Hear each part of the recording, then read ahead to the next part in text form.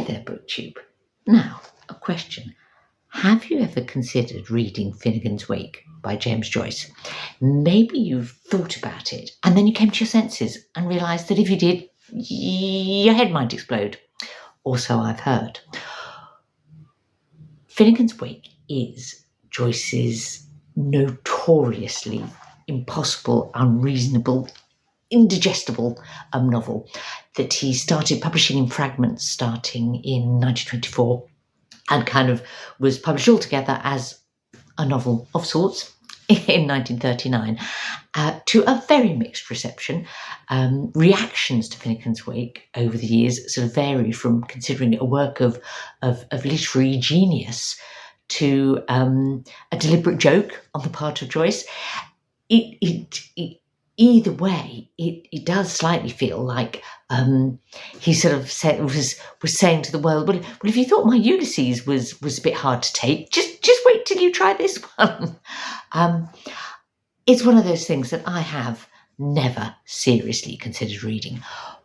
But, and here's the big but, Roy of Roy Reads Anything and Alan of Big Hard Books and Classics have tempted me and a load of other people in with the idea of doing a kind of partial experimental read of some of Finnegan's Wake, starting at the beginning of April and carrying on through to the end of June this year. It's a non-linear approach to reading this non-linear book. So the idea is that we read some of the most accessible bits of the novel, kind of starting with the easiest to digest and carrying on as it kind of gradually up in the ante, as it were. This is round one of what could be a three little goes at Finnegan's Wake, gradually moving into the more and more impossible. We'll see how far we get.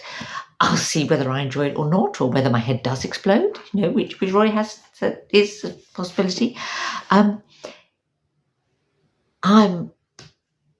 kind of co-hosting this. It's definitely a shared event with sort of led by Roy and Alan, and then there's me, Pat of